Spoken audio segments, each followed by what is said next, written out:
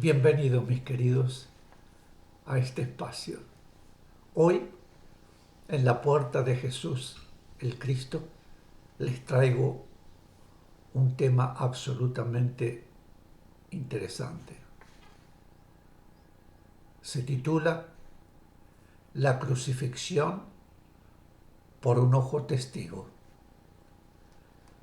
¿Qué es la crucifixión por un ojo testigo? Se supone que es una carta escrita 7 años después de la crucifixión por un amigo personal de Jesús en Jerusalén a un hermano esenio en Alejandría. El contenido de este material: introducción por T.K., prefacio por el traductor, descripción de Jesús, la orden de muerte de Jesús, parte 1, carta de un esenio en Jerusalén a sus hermanos en Alejandría, y comentarios finales del traductor alemán. Y parte 2, la orden de los esenios en medio del pueblo judío. Comenzamos con la introducción.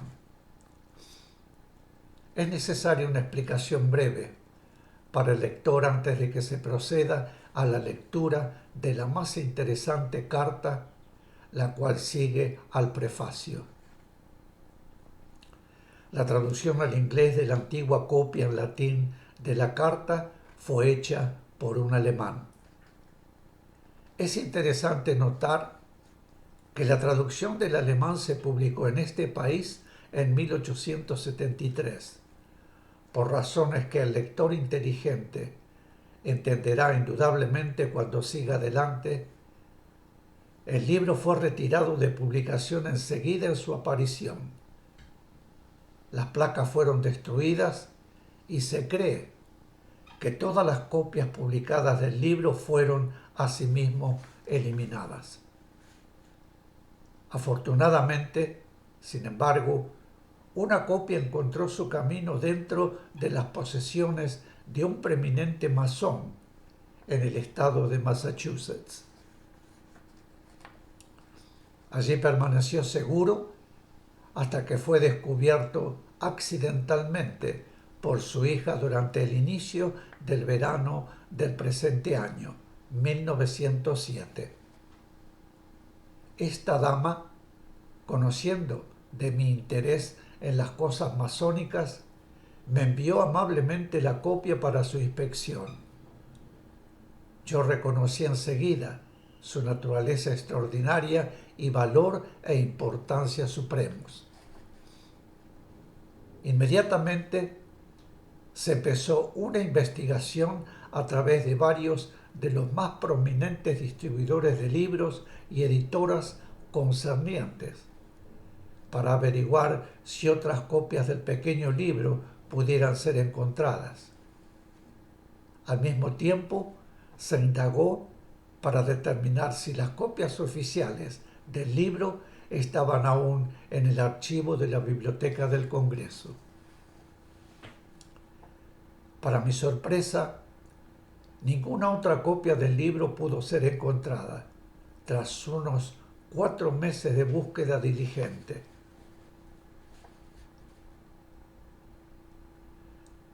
Lo más extraño del asunto parece ser que las copias oficiales que se depositaron en la Biblioteca del Congreso en cumplimiento a la Ley de Derechos del Autor también hubiesen desaparecido. De todos modos, en respuesta a mi indagación, me reportaron que ninguno de estos libros fue encontrado en la Biblioteca del Congreso. Si esto es verdad, al parecer la copia de la cual la revisión siguiente fue hecha sería, sin duda, la única copia existente. Estamos seguros de que el manuscrito en latín de cual fue hecha la traducción al inglés todavía está y existe, y está en las manos de la fraternidad masónica en Alemania, donde sin duda permanecerá protegida con seguridad del vandalismo antimasónico. La naturaleza vital del documento no puede fallar en impresionar por sí mismo al lector inteligente y al estudiante de historia religiosa, y sinceramente esperamos que no sufra otro eclipse. T.K., autor de la gran obra. Chicago, noviembre 1907. A continuación, el prefacio. Un miembro de la compañía mercantil Abisinia descubrió en Alejandría una casa antigua anteriormente ocupada por frailes griegos, en cuya biblioteca, abandonado al olvido, se encontraba un pergamino viejo. Un francés erudito, accidentalmente presente, enseguida comenzó a descifrarlo. Pero un misionero, fanático ortodoxo, intentó por todos los medios destruir el documento antiguo. Pero los esfuerzos del misionero jesuita no parecen haber tenido éxito, puesto que una copia del original en latín fue escrita, copia que a través de los masones encontró su camino en Alemania. Se ha demostrado en los descubrimientos arqueológicos hechos en el lugar que la casa donde el pergamino fue encontrado fue poseída y ocupada por la orden de los esenios. Más aún, fue el único resto de literatura encontrado de la que una vez fue una bien completa biblioteca de esta orden de hermandad científica y religiosa. El francés erudito, quien fue el primero en concebir la importancia y valor histórico del manuscrito, trató difícilmente de enriquecer a la Academia Francesa con el original, pero debido a las intrigas de la misión jesuítica en Egipto, inclinados a destruir un documento tan perjudicial para su doctrina, no tuvo éxito. Sin embargo, este fue conservado principalmente a través de la intervención de comerciantes abisinios y sociedades pitagóricas, de quienes la copia arriba mencionada llegó a la institución moderna de la francmasonería, y una sociedad en Alemania la posee ahora, sin duda la única copia que existe. Con respecto al antiguo documento descubierto, este consiste de una carta que el así llamado Therapeut, el superior, considerado el miembro más alto de la hermandad, había escrito a sus hermanos en Alejandría, en nombre de la hermandad en Jerusalén. Esta carta fue escrita por él solo unos pocos años después de la muerte de Jesús, dando una descripción completa de la vida, doctrina y muerte de Jesús, quien, según evidencia, la carta había pertenecido y había sido un miembro de su hermandad. Los rumores de sus milagros y finalmente de su martirio habían también llegado a Alejandría. Y como los hermanos allí tenían la convicción que él era su hermano, predicó sus doctrinas, usó su señal de reconocimiento y vivió de acuerdo con sus reglas, y ellos manifestaron su deseo de ser informados sobre el tema acerca de la verdad del asunto. Para obtener esta información, su líder o terapeuta había escrito una carta a su colega en Jerusalén, quien en respuesta escribió la carta de la que nosotros obtenemos un claro y verdadero conocimiento de este importante e interesante tema. Es un hecho que nunca se ha puesto en duda por aquellos familiarizados con la historia antigua, que los esenios siempre hablaron y escribieron la más estricta verdad, y esto, agregado a su vida moral y científica, acaba con cualquier duda acerca de la exactitud y autenticidad de la información dada en la antigua carta descubierta.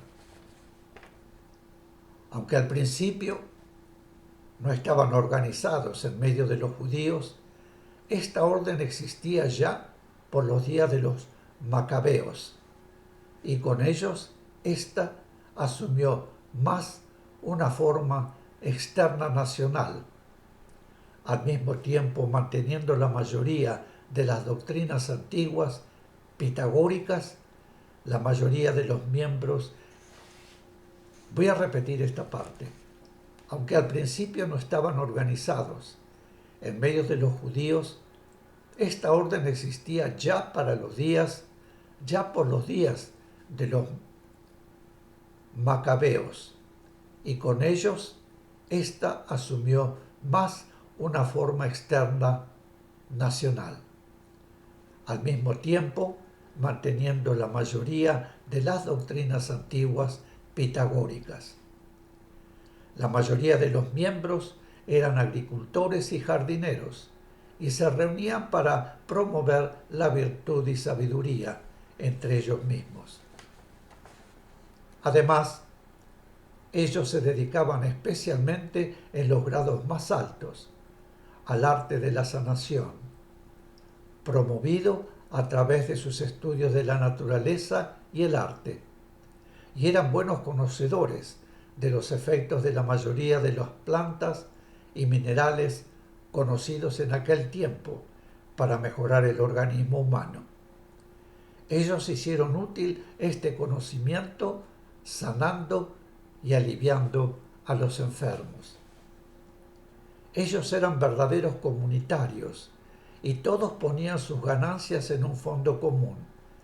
Antes de la salida del sol nunca hablaban con nadie de cosas terrenales, pero se encontraban en oración al terminar el día. Habiendo tomado su comida de la mañana y vistiendo un tipo peculiar de ropa para trabajar, ellos se dirigían a su lugar de trabajo. Al mediodía se volvían a juntar y, habiendo lavado sus manos y pies, vestidos con túnicas blancas limpias, comían su cena juntos. De acuerdo a su reputación moral y talentos, eran divididos en 4 clases o grados. En el primer grado habían especialmente niños adoptados. Los esenios difícilmente se casaban, aunque en casos en que un adulto deseaba ser admitido en su orden, era necesario que pase por un periodo de prueba moral muy severo que duraba 3 años. Estaba estrictamente prohibido que un miembro de un grado alto divulgue cualquiera de los secretos de su grado o alguien de rango inferior.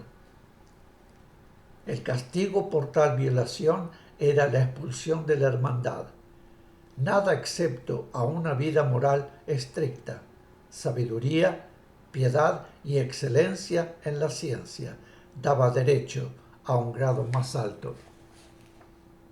En su vida doméstica, ellos practicaban la hospitalidad y benevolencia, cumpliendo estrictamente las reglas de la orden, y nunca tomaban interés alguno o participación en política o revoluciones. En consecuencia, ellos mostraban una completa inclinación pacífica. Mis queridos, aquí haré una breve pausa y vuelvo de inmediato. Gracias.